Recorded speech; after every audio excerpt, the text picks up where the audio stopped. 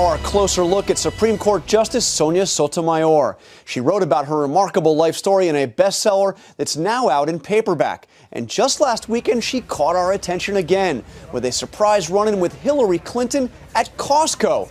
So what does she reveal about one of the hottest issues before the court? George sat down with her earlier this week. The book is so personal. It's not what you would expect from a Supreme Court justice.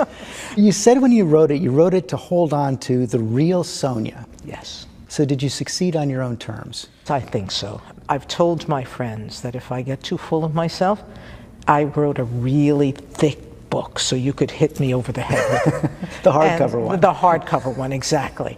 And they've promised me they will. But you should know something about my friends. They would have anyway. But she's been called the People's Justice, one who throws out the first pitch at Yankee Stadium, hangs out on The View. Call me Sonia. And just last weekend, there's Sonia Sotomayor shopping at Costco. And you run right into Hillary Clinton. It was not planned, I can assure you. I promise. Everybody's telling me there were signs out front. And I went through the side door, so there were no signs at the side door. Hence, I didn't know. And a nice lady at the pharmacy counter recognized me, and we started chatting, and she says, "Are you here with the other lady?" And I said, "What other lady?" And she mentioned Madam Secretary. And that's how I found out. One more surprise on a remarkable and riveting journey. The girl who soared from the Bronx projects to Princeton. A young prosecutor, federal judge, and then the first Hispanic justice on the Supreme Court. Congratulations and welcome to the court. Every case, almost by definition, that you end up dealing with is a matter of great national importance. Absolutely. It's a horribly big question. We are not doing things that make everyone happy. For every winner, there's a loser in a court case. You said one of the first times you realize that things break down is when people lose the ability to imagine the other person's side. And I tried very hard not to lose that here. Because you have to understand, every justice is passionate about the same thing. We're passionate about the Constitution. You see it in our opinions and in moments where we're sort of sparring with each other. Seems like they're getting more sharp. That's what everybody's saying. I think that's a little bit a product of style. Some of my colleagues have a more pugnacious writing style than others. Justice Scalia? Well, no, we've got others too. And it can be fun sometimes to spar. Fiery too. Especially on the hot-button issue of affirmative action. When the court recently upheld a ban on racial preferences for college admissions, Sotomayor spoke out from the bench in dissent for the first time. Just a couple of months earlier, you'd said you didn't think that was a very good practice. So what changed? Linda Greenhouse, the Supreme Court reporter. The Supreme Court reporter who pointed me to an article that argued for the pros of speaking dissents from the bench. So what was the argument that convinced you? The argument was that it signals to the public, in a way that nothing else does, that the question is different than what the majority has thought.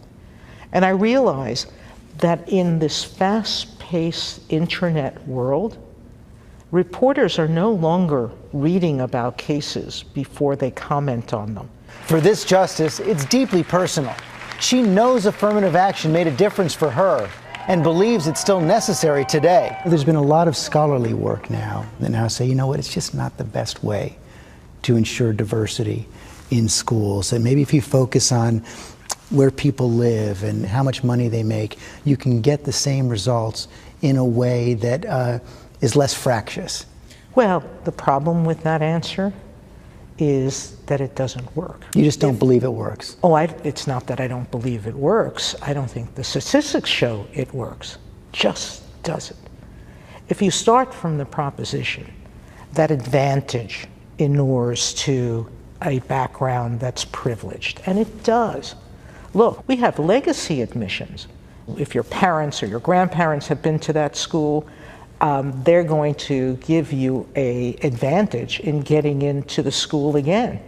Legacy admission is a wonderful thing because it means even if you're not as qualified as others, you're going to get that slight advantage.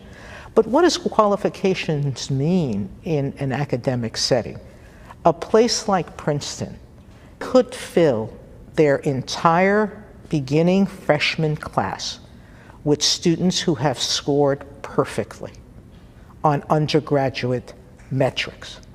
They don't do it because it would not make for a diverse class on the metrics that they think are important for success in life. I remember talking to President Obama about this a few years back. He's a supporter of affirmative action.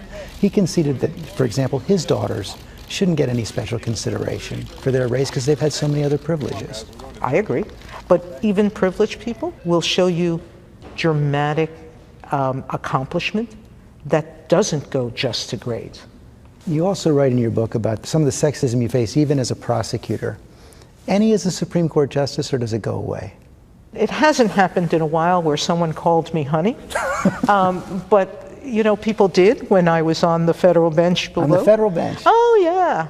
And I'm sure that the marshal who called me honey thought it was a term of endearment, but I'm equally sure that he would not find a term of endearment or use it for a male judge.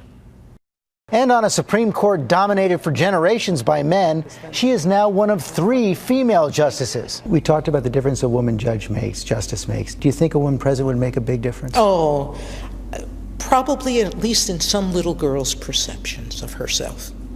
And that's important enough. And you've seen that as a justice? I've seen it as a justice. I can't tell you the letters I've gotten from children talking about the impression that having me on the court has made on them. Part of a legacy still being written. You write at the end of the book, there are many more stories to tell before I can begin to say definitively who I am as a judge. You've been a judge for more than 20 years. You can't say who you are? But it's changing every day. My colleague, Justice John Paul Stevens, who I adore and think the world of, talks openly about the many opinions he's issued that he would write differently today. I hope that I will be able to point to the things that I got wrong and felt over time with experience and greater knowledge that I was flexible enough to admit that I was wrong then and that I've gotten a better opinion today. That is for later. I'd love to come back and talk to you about that. In 20 years, you might. Okay. Justice Sotomayor, thank you very much. Thank you, and I hope I'm here 20 years from now.